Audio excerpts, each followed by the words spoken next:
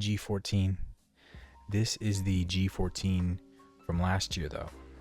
So I'll show you the box. You can tell it's beat up a little bit. So this isn't a true unboxing. This is a long-term review of this laptop. This is the 4070 with 32 gigabytes of RAM. I think it's priced right now at $19.99. So about $2,000. I actually used this laptop as a desktop replacement for multiple months.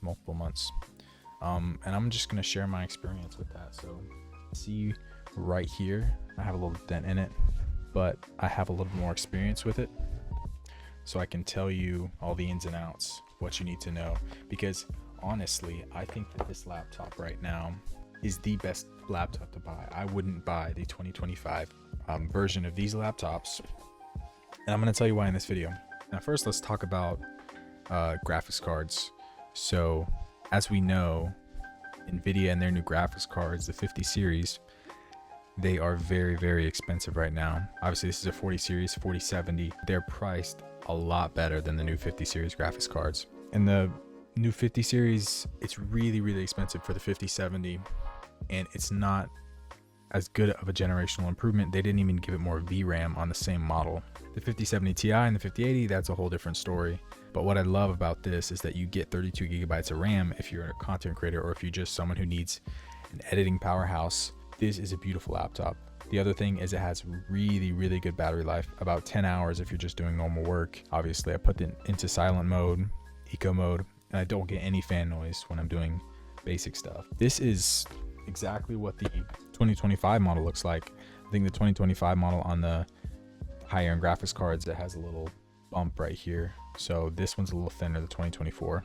Super thin laptop either way.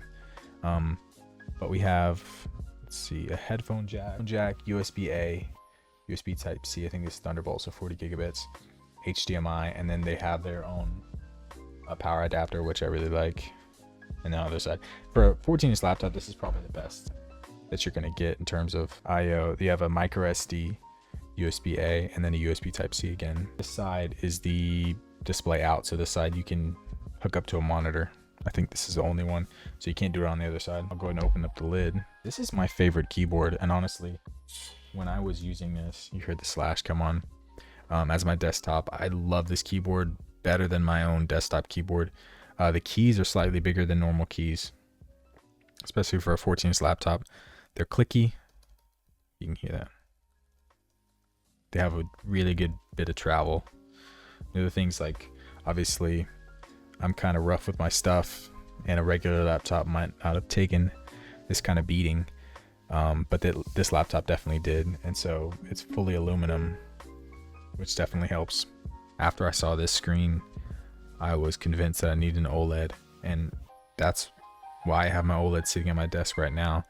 But this is a 3K resolution, 120 hertz OLED panel that gets up to 500 nits, which is pretty bright for an OLED, but the colors are just insane.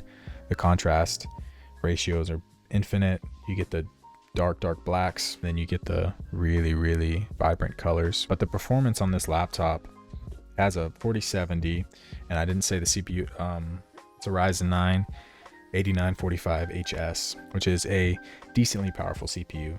Now the new laptops with the new 50 series GPUs are the better versions. They're great CPUs. I don't think they get as good a battery life as this one, especially because the 50 series takes a lot more power. But if you're doing CPU intensive stuff, I mean, this CPU is perfectly fine. It's still a 9 series CPU, but doing video editing, doing gaming, I was playing the finals, which is it is a CPU heavy game, but I was running in high resolutions, a 3K resolution on this, and it was reaching 120 FPS, which is, honestly, that's all you need. It's only 120 hertz screen, and that game is super demanding. On my 9070 XT, I see that go to 140 FPS sometimes, running 1440p. But it's definitely a great laptop, super duper light.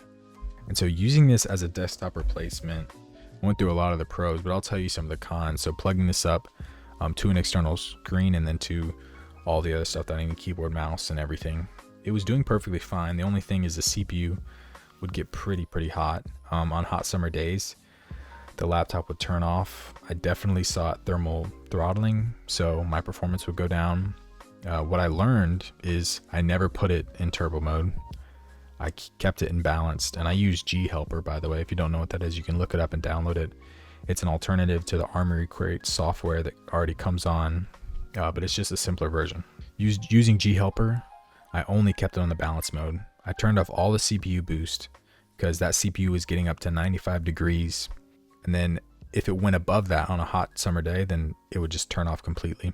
Be careful with the CPU, especially high intensive stuff. The graphics card stayed cool the whole time, but definitely that CPU got super hot, and definitely because I was playing the finals, doing some other things, and then keeping it off the desk with honestly, I used the box for a while, but I got a laptop stand and that made it cooler as well. Just having some airflow through the bottom, and then regularly cleaning it. But it literally, once I figured out that CPU got hot, put it in balance mode, I didn't see that big of a dip in performance from the turbo mode. Obviously because there was some thermal throttling. The fans, they're about as loud as any other gaming laptop. For a 14-inch laptop that's this small, you can't expect anything different. But I would say if you're someone who needs all this power, who likes to game, who doesn't want to get a MacBook because of that, I think this is the best option if we're looking at price, to performance, to what you're getting, and then the reason that you're picking up this laptop in the first place, right? You're not buying the Titan 18-inch laptop. You're buying something that's light, that's compact, that you can carry around, that has performance for games, for content creation, for work, for maybe you're a college engineering student, or maybe you like to do digital art. Other than what I was telling you a second ago, there's no other downsides, and this is after months and months and months of use. Thank you for watching this far into the video. If you did, the last thing that I wanted to say is that I did see that the 5070 Ti version of this laptop was a really good price and a really good deal.